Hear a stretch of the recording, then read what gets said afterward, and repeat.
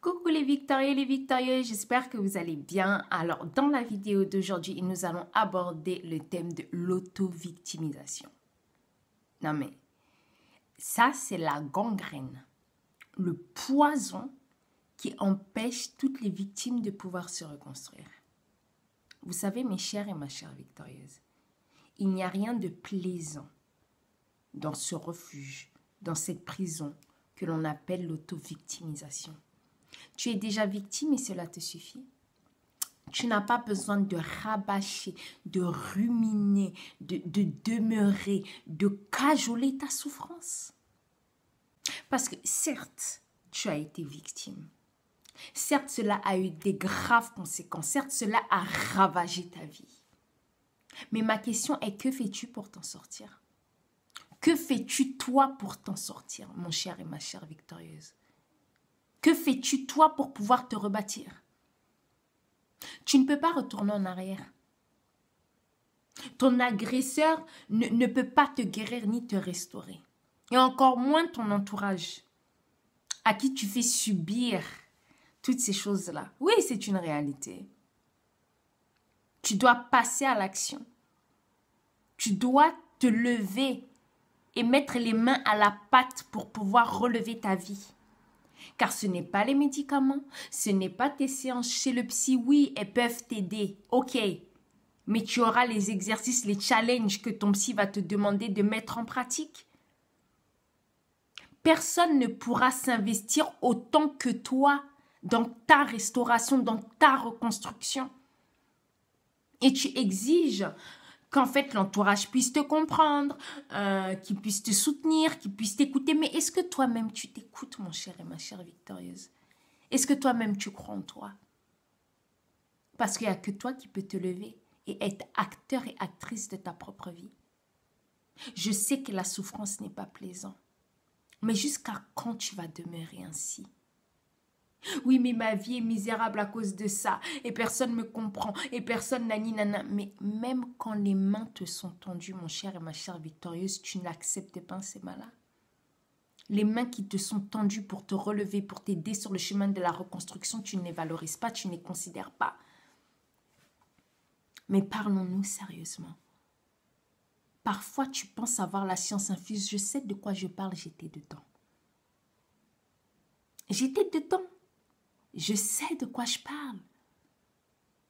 Tout le temps, c'est de la faute des autres. Et si ma vie n'avait pas été comme ça, si je n'étais pas née dans ces circonstances, si je n'avais pas vécu ça, et si, pointer les membres de ma famille, pointer les circonstances. Oui, j'avais toujours des excuses. Jusqu'à ce que le doigt là que je pointais sur les gens se retourne contre moi. Et j'ai dû prendre mes responsabilités. Et aujourd'hui, ma vie est ce qu'elle est. Parce que j'ai pris les rênes de ma vie. Oui. Parce que je suis devenue responsable de mon avenir. Responsable, en fait, des impacts. De la place que j'allais encore laisser à ces impacts, en fait, dans ma vie. Quel espace encore, en fait, j'allais leur donner. Est-ce que j'allais leur laisser encore continuer à me détruire? Non. À un moment, j'ai dit stop. Cela m'a coûté très cher. Il est très difficile de voir ces souffrances et réalités en face. Très difficile de voir en fait réellement dans quel état pitoyable, minable en fait on est. Après avoir vécu ça, oui, ça ravage. Ça ravage énormément. Oui, c'est un fait. Mais on peut se reconstruire. On peut s'en sortir. Tant qu'il y a de la vie, il y a de l'espoir. Cesse d'accuser et de faire subir aux gens qui t'entourent ce que tu as vécu parce qu'eux, ils n'ont rien demandé. Ils n'ont rien demandé, ils t'ont pas souhaité cela.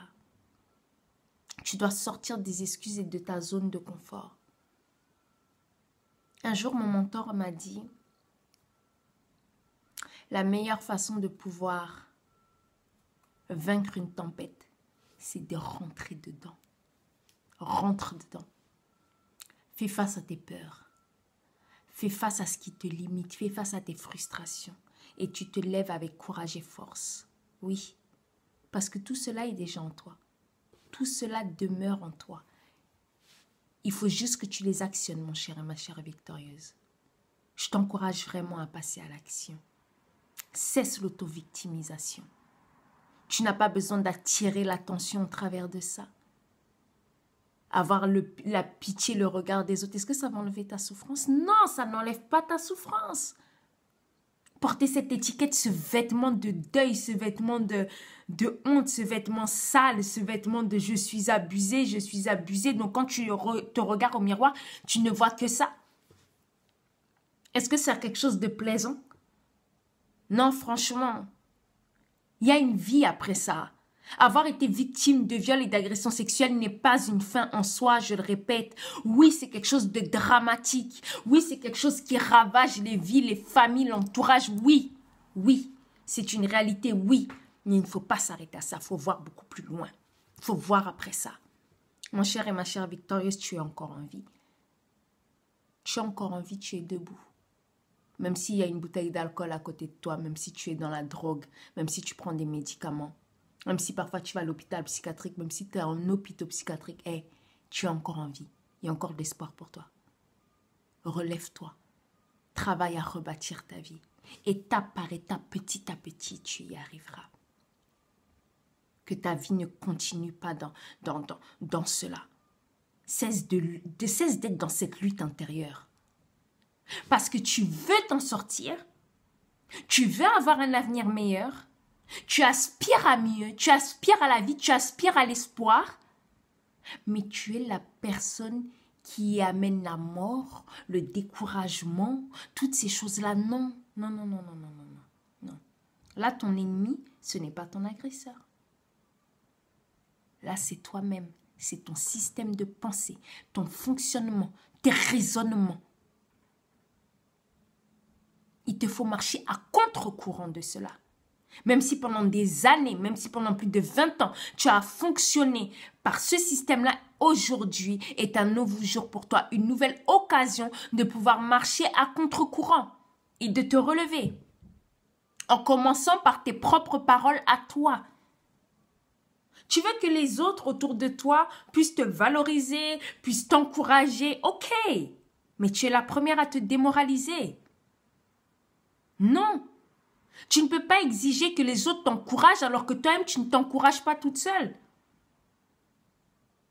Moi, je me souviens, franchement, quand mon pasteur me disait, oui, mais tu vois, tu es quelqu'un de bien, tu vas t'en sortir, tu vas tout ça, mais je me disais, mais il parle de qui? Est-ce qu'il parle de la voisine?